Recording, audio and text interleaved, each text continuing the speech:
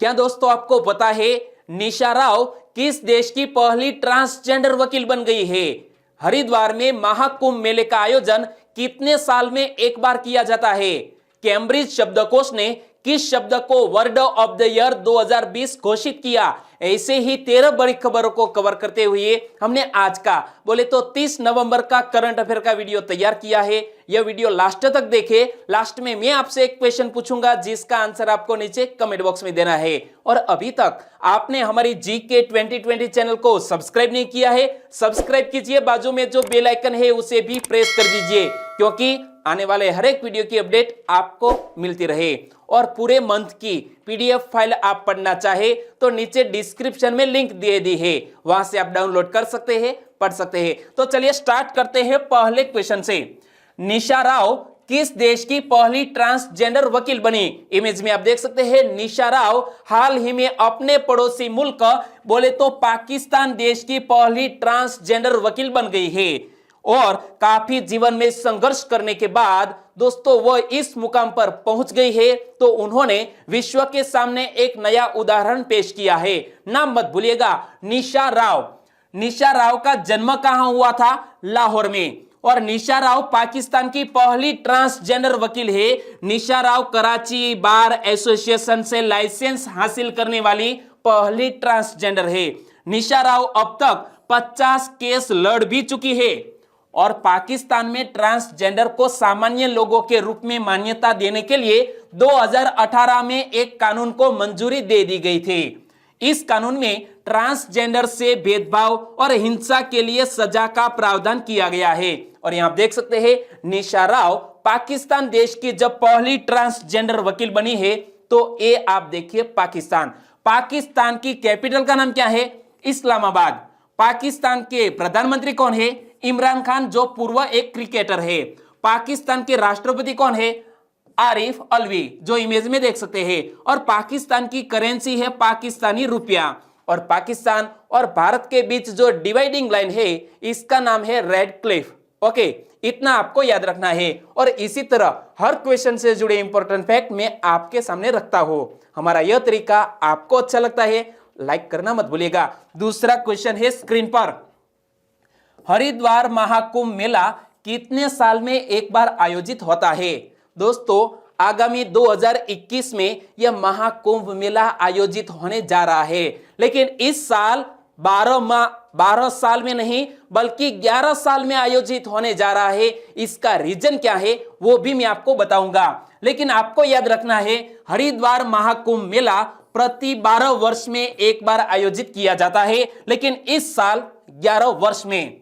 तो 12 साल में होने वाला हरिद्वार कुंभ मेला इस बार 11वें साल यानी कि वर्ष 2021 में होने जा रहा है। और इसका कारण क्या है? मेष राशि में सूर्य और कुंभ राशि में बृहस्पति आने पर महाकुंभ होता है। और वर्ष 2022 में बृहस्पति कुंभ राशि में नहीं रहेंगे और इसीलिए इसका आयोजन किया जा रहा है 2021 में। और इसीलिए आपको याद रखना है कि इस बार आयोजन एक साल पहले हो रहा है। और कोविड-19 के कारण दोस्तों यहां संक्रमण फैलने का काफी खतरा है। तो इस साल कुछ महत्वपूर्ण प्रावधान भी किए गए हैं। जिस तरह यहां पर कुछ टेस्ट किए जाएंगे, या तो सभी तरह के यहां आर्टिफिशियल पूल बनाए जाते हैं। तो यहां दोस्तों सोशल डिस्टेंसिंग और काफी महत्वपूर्ण यहां कदम उठाए जा रहे हैं हरिद्वार में। कोविड-19 महामारी के दौर में यह पहला बड़ा धार्मिक समागम होगा। इसके चलते ही इसकी अवधि 4 मंथ से घटाकर 2 माह कर दी गई है, क्योंकि यह जो महाकुंभ मेला था वो 14 जनवरी यानी कि मकर संक्रांति के अवसर पर शुरू होता था और मई तक चलता था। यानी कि 4 माह से घटाकर इसकी जो समयावधि है वो 2 माह कर दी गई है। और अब यह 11 मार्च से 27 अप्रैल तक चलेगा। और आमतौर पर यह 14 जनवरी से शुरू हो जाता है, लेकिन इस साल कुछ ऐसे कदम उठाए गए हैं। और पिछली साल यह कुंभ मेला हरिद्वार में कब आयोजित किया गया था? वर्ष 2010 में। और प्रति 12 वर्ष की बात करें तो 2022 में इसका आयोजन होने वाला था, लेकिन यहाँ जो कुछ संयोग बनने चाहिए इसी तरह के संयोग 2021 में बन रहे हैं, 2022 में नहीं, और इसीलिए एक साल पूर्व कुंभ मेला आयोजित किया जा रहा है। कुंभ पर्व हिंदू धर्म का एक महत्वपूर्ण पर्व है जिसमें करोड़ों श्रद्धालु कुंभ पर्व स्थल प्रयाग, हरिद्वार, उज्जैन और नासिक में स्नान करते हैं। इनमें से प्रत्येक स्थान पर प्रति 12वें वर्ष और प्रयाग में 2 कुंभ पर्वों के बीच 6 वर्ष का अंतराल में अर्ध कुंभ भी होता है। तो आपको याद रखना है कि कुंभ मेला किन किन स्थान पर आयोजित होता है, प्रयाग में, हरिद्वार में, उज्जैन में और नासिक में। तीसरा क्वेश्चन, शंघाई सहयोग संगठन के राष्ट्र प्रमुखों की 19वीं परिषद की मेजबानी किसने की? दोस्तों आज है 30 नवंबर और आज 30 नवंबर को ही शंघाई कोऑपरेशन ऑर्गेनाइजेशन के राष्ट्र प्रमुखों की 19वीं परिषद, जिसकी मेजबानी हमारा देश भारत करने जा रहा है, और पहली बार है कि शंघाई कोऑपरेशन ऑर्गेनाइजेशन का मेजबान भारत देश हो। तो भारत शंघाई सहयोग संगठन के राष्ट्र प्रमुखों की 19वीं परिषद की मेजबानी की आज ही, और भारत शंघाई कोऑपरेशन ऑर्गेनाइजेशन में 2017 में शामिल हुआ, और यह पहला मौका होगा जब भारत इसकी मेजबानी करेगा। और शंघाई सहयोग संगठन के महासचिव कौन है? व्लादिमीर नोरोव, जो इमेज में आप देख सकते हैं। और यहां बात करते हैं शंघाई सहयोग संगठन के अन्य सदस्य कंट्रीज के।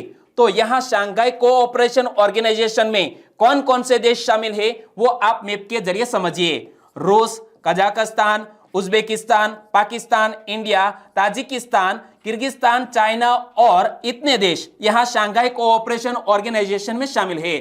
भारत, पाकिस्तान, चीन, रूस, कजाकिस्तान, किर्गिस्तान, ताजिकिस्तान और उज्बेकिस्तान। और शंघाई कोऑपरेशन ऑर्गेनाइजेशन के राष्ट्र प्रमुखों की 18वीं परिषद का आयोजन पिछले साल कहां किया गया था? ताशकंद में किया गया था। तो यह ताशकंद दोस्तों किस देश की कैपिटल का नाम है? आपको याद है तो नीचे कमेंट सेक्शन में लिख सकते हैं। और शंघाई कोऑपरेशन ऑर्गेनाइजेशन, भारत और पाकिस्तान 2017 में शंघाई सहयोग संगठन का सदस्य देश बने, जिसके वर्तमान महासचिव है Vladimir Norov. Shanghai Cooperation Organisation की स्थापना 19 सितंबर 2003 को हुई और इसका हेडक्वार्टर कहां पर स्थित है? चीन की कैपिटल बीजिंग में स्थित है।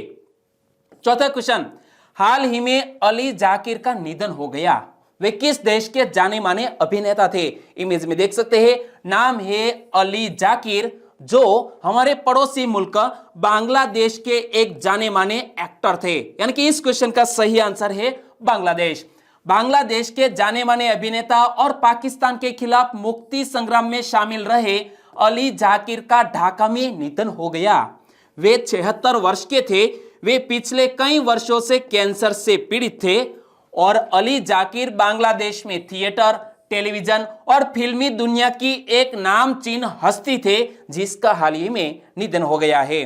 और जब अली जाकिर है बांग्लादेश के, तो आप मैप में देखिए, यहां बिल्कुल भारत के पूर्व में स्थित यह बांग्लादेश। बांग्लादेश की कैपिटल का नाम है ढाका और बांग्लादेश की करेंसी है टका। बांग्लादेश की प्रधानमंत्री कौन है? शेख हसीना।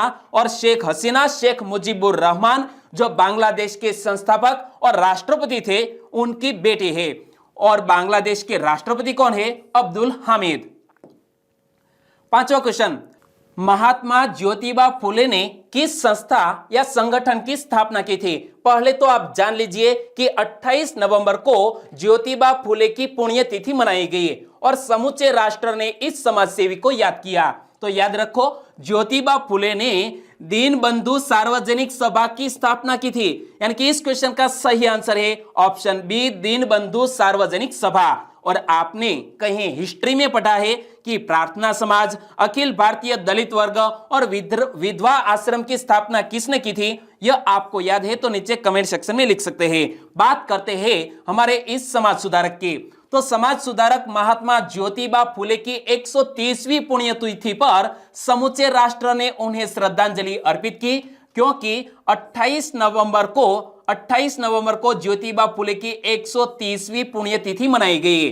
और उन्होंने अपनी धर्मपत्नी सावित्रीबाई फुले को स्वयं शिक्षा प्रदान की थी। इमेज में देख सकते हैं, सावित्रीबाई फुले को ज्योतिबा फुले ने शिक्षा प्रदान की थी। और सावित्रीबाई फुले भारत की प्रथम महिला अध्यापिका थी, तो यह फैक्ट भी याद रख लीजिए। और बात करते हैं ज्योतिराव गोविंदराव फुले, जिसका पूरा नाम है, प्रसिद्ध नाम है ज्योतिबा फुले। और ज्योतिबा फुले का जन्म 11 अप्रैल 1827 को हुआ। उन्होंने सत्यशोधक समाज की भी स्थापना 1873 में की थी। और ज्योतिबा फुले को महात्मा की उपाधि मिली थी। और स्त्रियों की दशा सुधारने और उनकी शिक्षा के लिए ज्योतिबा ने 1848 में एक स्कूल खोला, और यह इस काम के लिए देश में पहला विद्यालय था। ओके, तो यह बात भी याद रखनी है। छठा क्वेश्चन, कैम्ब्रिज डिक्शनरी ने किस शब्द को वर्ड ऑफ द ईयर 2020 का नाम दिया है? कैम्ब्रिज डिक्शनरी ने क्वारंटाइन शब्द को वर्ड ऑफ द ईयर 2020 का नाम दिया, यानी कि इस क्वेश्चन का सही आंसर है क्वारंटाइन। कैम्ब्रिज डिक्शनरी ने क्वारंटाइन शब्द को वर्ड ऑफ द ईयर 2020 का नाम दिया।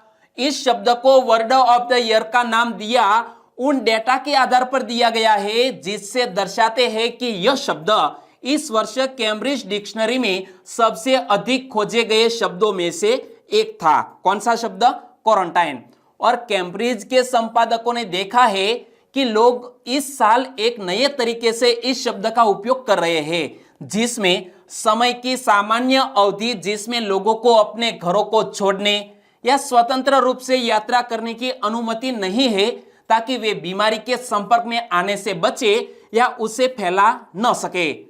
और क्वारंटाइन का यह नया अर्थ अब कैम्ब्रिज डिक्शनरी में भी जोड़ा गया है।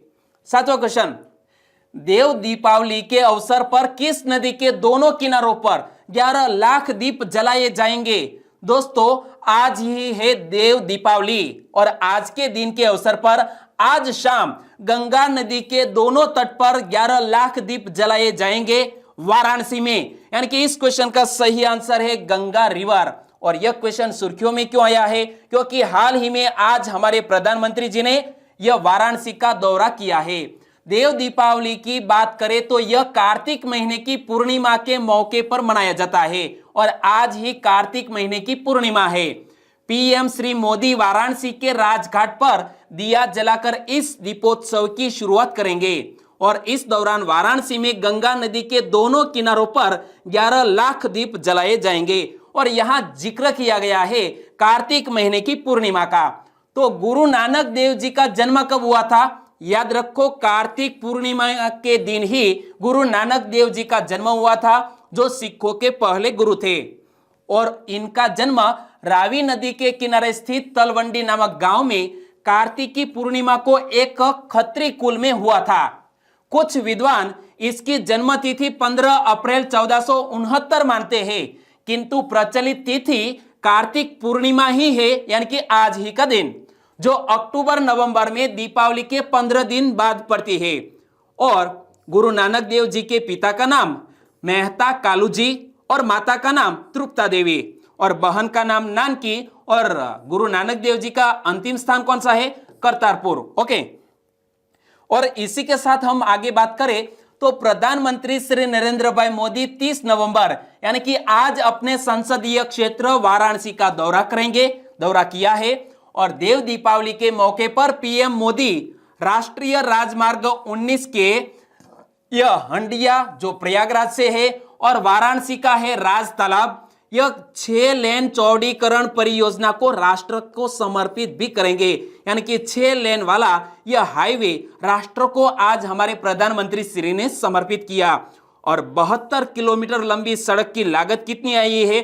2447 करोड़ रुपए यह 6 लेन का रोड बनाने की लागत आई है। और जब दीपोत्सव का आयोजन किया गया है गंगा नदी के दोनों तट पर, तो गंगा नदी के बारे में इतने फैक्ट आपको याद रखने चाहिए।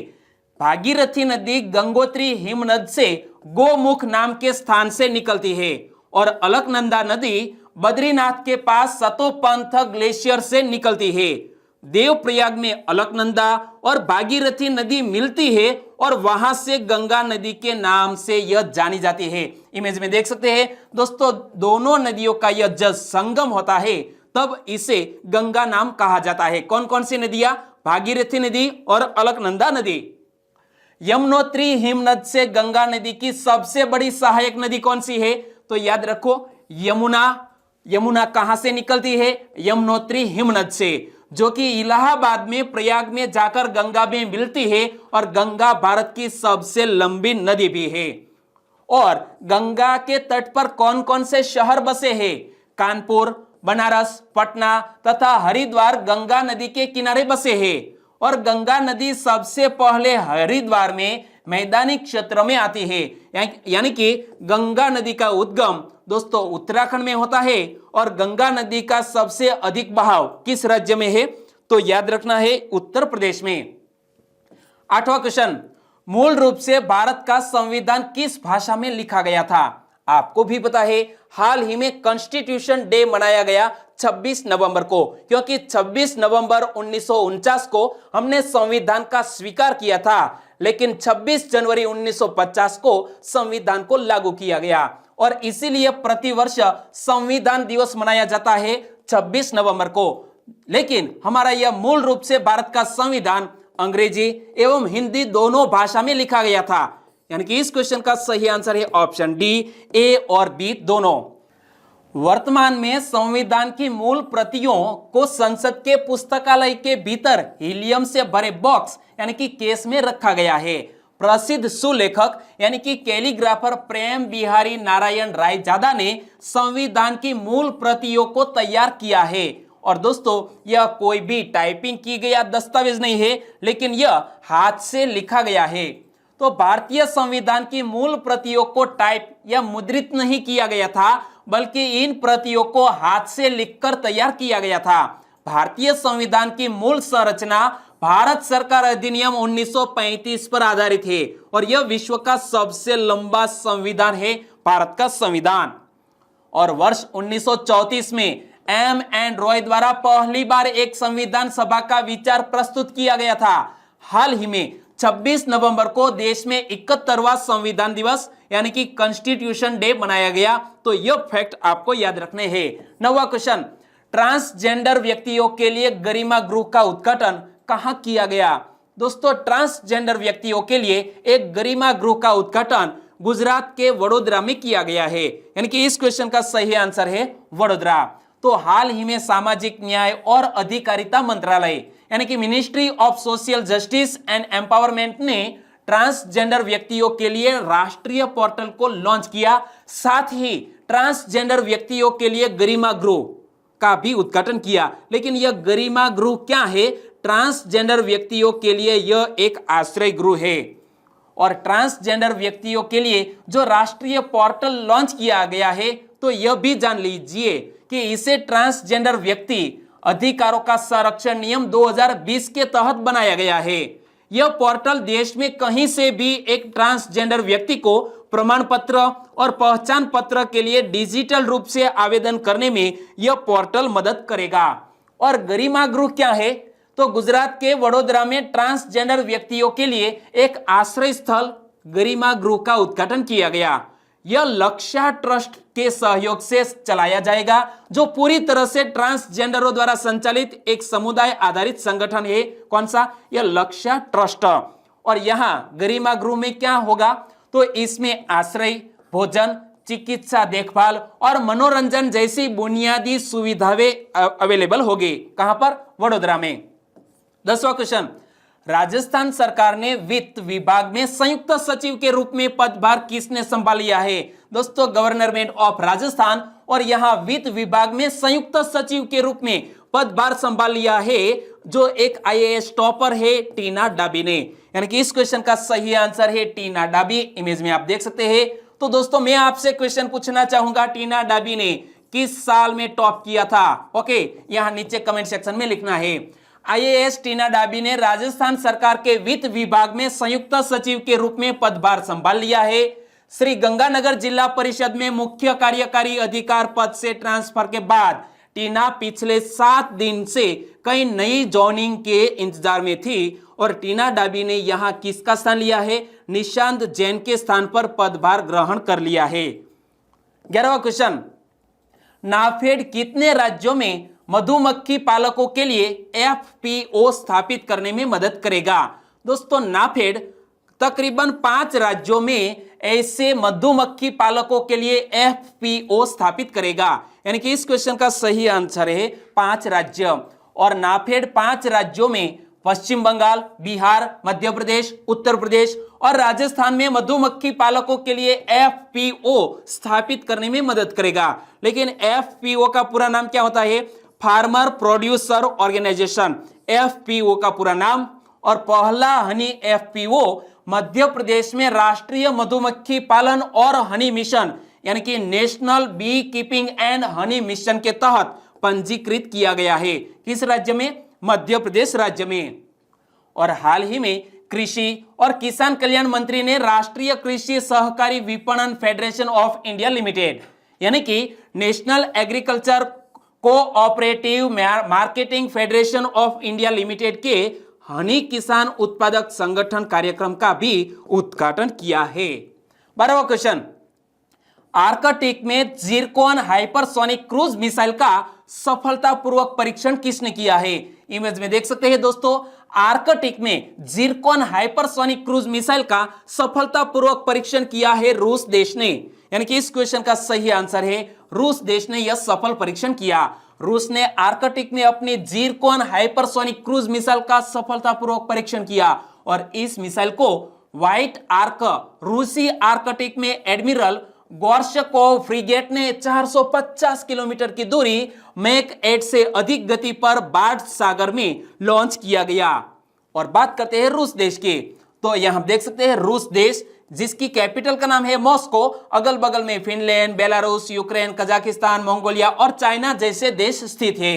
रूस देश के राष्ट्रपति कौन है? Vladimir Putin. और रूस के प्रधानमंत्री कौन है? Mikhail Mishustin. रूस की करेंसी है रूसी रूबल और रूस की संसद का नाम क्या है? ड्यूमा।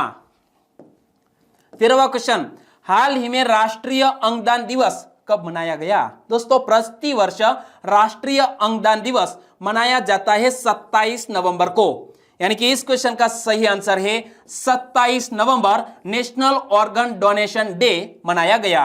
स्वास्थ्य और परिवार कल्याण मंत्रालय यानी कि ministry of health and family welfare द्वारा 27 नवंबर को राष्ट्रीय अंगदान दिवस मनाया गया।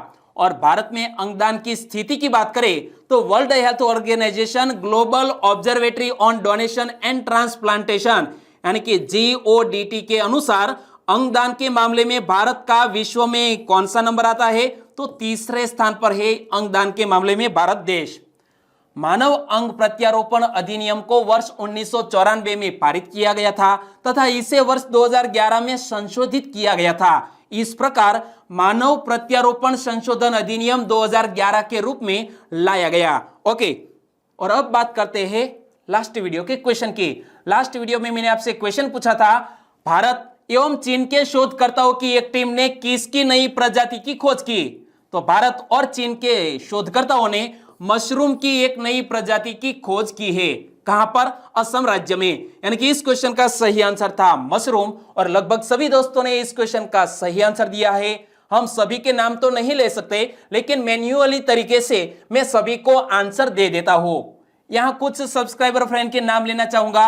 वो है अश्विन कंजरिया फ्रॉम गुजरात के बोटाद से, राठवा पारोल फ्रॉम छोटा उदेपुर, मोहन वाजा, मनोज भाभोर, आपका भी हमारे चैनल में स्वागत। जाखड़ प्रदीप, मोटिवेशन वीडियो नामक एक सब्सक्राइबर मित्र है जो बिहार से बिलोंग करते हैं, आपका भी हमारे चैनल में स्वागत। पिछले दिनों से आप नहीं दिख रहे थे। ओके, दामा छगन, विश्व मेवाड़ा, कांता राठवा पहली बार हमारे साथ जुड़ चुके हैं, आपका भी हमारे चैनल में स्वागत। सोलंकी मनोज फ्रॉम सुरेंद्रनगर गुजरात से, जिनल पटेल फ्रॉम गुजरात के नवसारी से, गोविंद कुमार गरासिया फ्रॉम राजस्थान से, आपका भी हमारे चैनल में स्वागत है। अंकिता ए चौधरी, हुकुम मीना फ्रॉम राजस्थान से, अर्पना पटेल, प्रतीक कुमार, अनिल मेहता फ्रॉम राजकोट से, big boss Singh from Uttar Pradesh से, और भी सब्सक्राइबर फ्रेंड है हार्दिक ब्यारानी, अभिराज सिंह जाडेजा, करिश्मा पहुंचिया, नीता सोलंकी, राजेंद्र, रवि डोडिया, इन सभी दोस्तों ने इस क्वेश्चन का सही आंसर दिया। और दोस्तों, आज के वीडियो का क्वेश्चन ए रहा स्क्रीन पर। जिस तरह भारत में भारतीय जनता पार्टी का मूल मंत्र है सबका साथ, सबका विकास, सबका विश्वास। इसी तरह नेपाल देश में शासक पार्टी का मूल मंत्र क्या है? 4 ऑप्शन आपकी स्क्रीन पर, आंसर देना मत भूलिएगा। और वीडियो वाकई में अच्छा लगा है, हेल्पफुल लगा है तो आपके दोस्तों को फेसबुक, व्हाट्सएप या टेलीग्राम के जरिए इस वीडियो की लिंक शेयर कीजिए। और आज शाम 6 बजे हम लाइव मिलने वाले हैं, तो भूलना मत, आप रिमाइंडर सेट कर लीजिए। शाम 6 बजे हम जल्द ही मिलने वाले हैं। आपका दिन शुभ रहे। टेक केयर एंड जय हिंद।